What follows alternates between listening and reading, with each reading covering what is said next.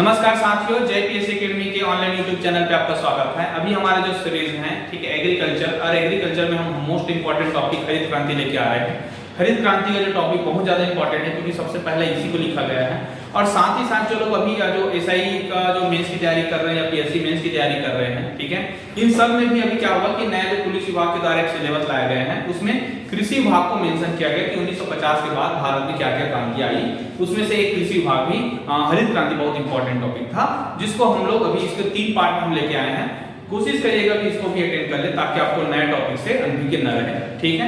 Okay, चलिए अभी हम लोग चालू करते हैं हरित क्रांति कल्चर वाले पार्ट को चालू करते हैं क्योंकि इससे पहले हमने क्रांति वाले टॉपिक को कंप्लीट किया था।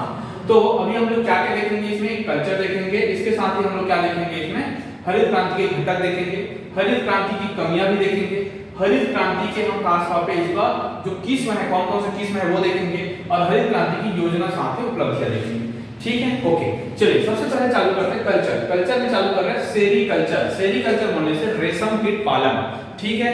रेशम कीट पालन ना, रेशम जो होता है कोसा का एक प्रजाति होता है खास तौर पे, उसमें मतलब रेशम क्या होता है, कोसा को जो अंदर में कीड़ा रहता है वही क्या करता है, कोसा का निर्माण करता है, रेशम का जो बूथ होता है, ठीक है। तो कोसा बनाने के लिए रेशम कीड़ा इंपॉर्टेंट है। अब वो जो कीड़ा होता है उस कीड़े का पालन किया जाता है, ठीक है। तो उससे क्या बनेगा, ज्यादा कोसा बनेगा। अब इसमें भी कोसा के बहुत सारे टाइप आते हैं जैसे कि मलबरी कोसा हो गया, एकदम पीला पीला वाला जो कोसा होता है। एक बस्तर में फेमस है टसर कोसा है, टसर मूंगा कोसा है, ठीक है। ये सारा कोसा के 5 टाइप होते हैं, तो 3 टाइप में फिलहाल तो ये सब चीजें सेरीकल्चर कहलाता है। सेरीकल्चर या मोरीकल्चर कहलाते हैं इसको, ठीक है। मोरीकल्चर भी बोलते हैं सेरीकल्चर को।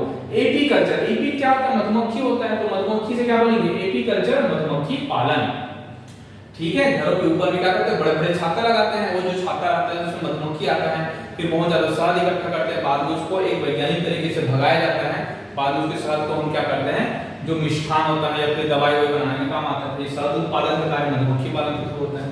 विटीकल्चर, विटीकल्चर अंगूर के याद रखना, पढ़ने के लिए बोल देना कि अंगूर कल्चर का जो अंगूर उत्पादन करते हैं कई जगह क्या होता है, इसके नए नए जो ब्रांड है विस्की विस्की जो होता है अंगूर से बनता है, ठीक है।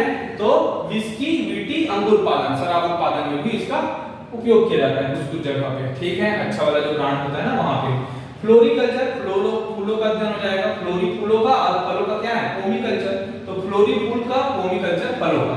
वर्मीकल्चर केचुआ पालन, वर्मीकल्चर केचुआ पालन, जो लाल चारा बोलते हैं, ये क्या होता है, लाल चारा को ही हम लोग केचुआ पालन करते हैं, ठीक है। लाल चारा कराता है छत्तीसगढ़ में, जो खास तौर पे गोधन न्याय योजना है वहां पे बहुत ज्यादा उपयोगी था, ठीक। इसके ओलेरीकल्चर बोलने से सब्जियों का उत्पादन, जमीन में जो ओलर करके बोलते हैं ना, जैसे कि कद्दू हो गया, खीरा हो गया, लौकी हो गया, ये सब में क्या होता है, पौधा नहीं होता है, ये सब में नार होता है, नार। तो नार वाले जो उत्पादन होते हैं ओलोरीकल्चर कहते हैं, जमीन में वो सब्जियों का उत्पादन करना बोल सकते हो आप। तरबूज हो गया, खरबूज हो गया, ये सब चीज क्या रहता है। पीसी कल्चर बोलने से मछली उत्पादन आ जाएगा आपका, ठीक है, मछली उत्पादन पीसी कल्चर।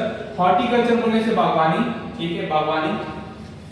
ओके, पीसना किसको, मछली को, बागवानी को सब पता है, हॉर्टिकल्चर होता है। एरोपोनिक्स बोलने से हवा में पौधे उगाना, क्योंकि यहाँ पे एयर लिखा हुआ है, एयर का मतलब हवा में पौधे उगाना। और हाइड्रोपोनिक्स जो होगा जल में पौधों को उगाना होता है, जल में पौधों को उगाना, मृदा रहित कृषि, मृदा रहित कृषि, ठीक है। अब क्या होता है, इसके साथ ही हम लोग पढ़ेंगे हरित क्रांति के कमियां देख लेते हैं। कमियां में देखेंगे सीमित क्षेत्र, ठीक है। दूसरा होता है गेहूं तक ही सीमित रहा, सीमित क्षेत्र मतलब केवल नॉर्थ इंडिया में रहा, बाकी जगह नहीं हो पाया।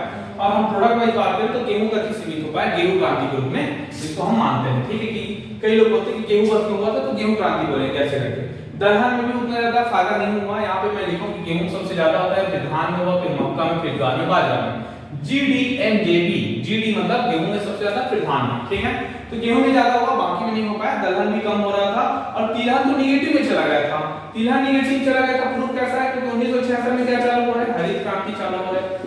हरित क्रांति चालू हुआ तो सब फसल उत्पादन बढ़ना चाहिए था, लेकिन 1985 में भारत में क्या आ गया, हमारे यहाँ आ गया तिलहन संकट सरसों के लिए, ठीक है। सरसों को भी तिलहन नहीं हो पा रहा था, तो वहां से हम बोल सकते हैं कि कहीं ना कहीं तिलहन के लिए नेगेटिविटी था हरित क्रांति, ठीक है। छोटे जो कृषक है, छोटे खेत है, उन सब के लिए कहने के बाधक हो रहा था क्योंकि वहां पे मशीनीकरण से उपयोग नहीं हो पा रहा था, तकनीक का उपयोग नहीं हो पा रहा था। ये कुछ कमियां रही हैं, कई जगह फाइनेंस का दिक्कत हुआ था, बजटिंग करने में छोटे किसानों के पास उतना बजट नहीं होता था, पर पंजाब के किसानों के पास हो पाता था, ऐसा चीजें, ठीक है। ओके, अब आता है हरित क्रांति के लिए प्रयोग किए गए फसलों की किस्में। तो किस्में की बात करें, भारत में जो गेहूं का किस्म उपयोग किया गया था वो था सोनार एंड लरमा रोजो। लर्मा रोजो, ठीक है, नाम अजीब है लेकिन आपको पढ़ना पड़ेगा, ठीक है, क्योंकि हो सकते एग्जाम में आ जाए। तो सोनार लर्मा रोजो, और वही विश्व में क्या चला था, लर्मा रोजो सोनार 64, सोनार 64 वाला प्रजाति गेहूं में ज्यादा होते थे, मैक्सिकन गेहूं बहुत इंपॉर्टेंट था।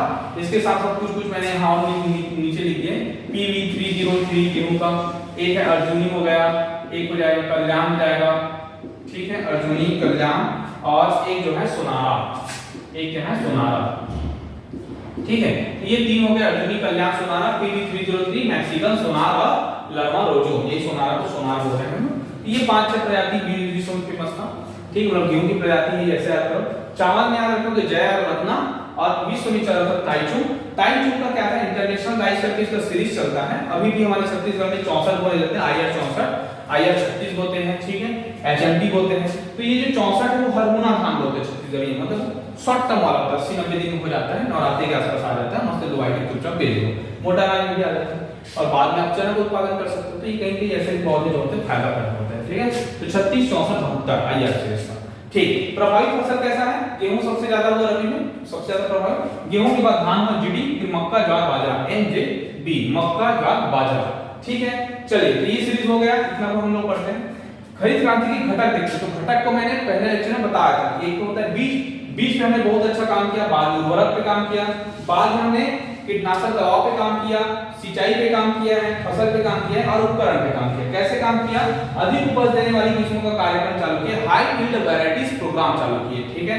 ये प्रोग्राम से हमने क्या किया, अधिक उत्पादन करने वाले बीजों का लाया, जैसे कि धान, गेहूं, ज्वार, बाजरा, मक्का में। गेहूं में हमने मैक्सिकन गेहूं हो गया, PV303, अर्जुनी, कल्याणी और सोनारा, ये सब उपयोग किए। वही, ठीक है, ये सारा संकर प्रजाति का था। संकर प्रजाति क्या होता है, दो टाइप के जीन को मिला दो, ये हो जाता है जेनेटिक मॉडिफाई, इसका उपयोग हमने किया।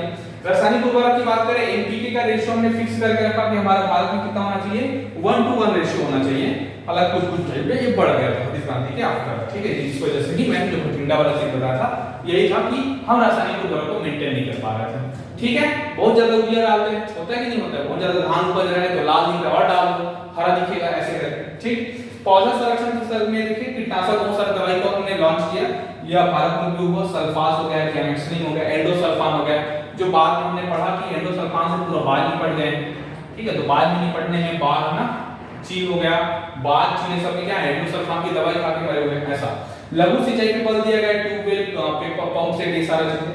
बहुफसल कार्यक्रम कम समय पे, ठीक है, कम समय पे बहुत जल्दी करना है, जिसमें ट्रैपिंग खेती करते हैं, जो कूड़ा ना तूल, ये सब चीजें हम लोग उत्पादन कर रहे हैं, वो सब चीजें।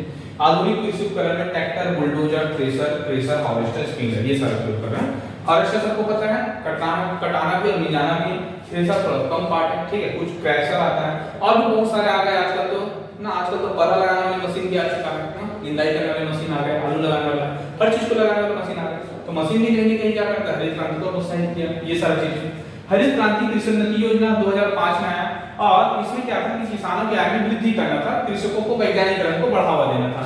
तो इसमें कुछ योजना को हमने शामिल किया था, जैसे एकीकृत बागवानी विकास मिशन, एकीकृत बागवानी विकास मिशन, राष्ट्रीय खाद्यान्न सुरक्षा मिशन NSF है, कृषि विस्तार का प्रस्तुतिकरण, बीज और पौधरोपण सामग्री पे उप मिशन बनाए गए, और कृषि में राष्ट्रीय ई-गवर्नेंस योजना भी लाया गया, ठीक है।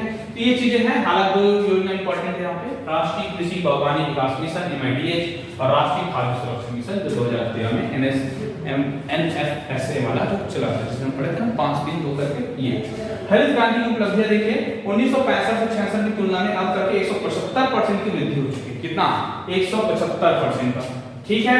और सार्वजनिक प्रभाव किस पे रहा, गेहूं पे रहा, गेहूं चावल बढ़े, गेहूं चावल, दाल में भी 3 गुना बढ़ा है, चावल में 3 गुना बढ़ा हुआ है, बाद में बढ़ा, हालांकि कलम पे ये बोला गया कि कम प्रभावशील था उस समय, बाद में बढ़ा था, ठीक है। अन्य फसलों पे भी 2 गुना प्रभावित रहा है हरित क्रांति, ठीक। तो हरित क्रांति के सारे टॉपिक हमने कवर किए अच्छे से, ओके।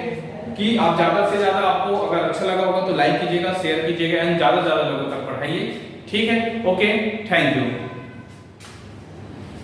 आप अभी स्क्रीनशॉट ले सकते हैं इसका, ठीक है।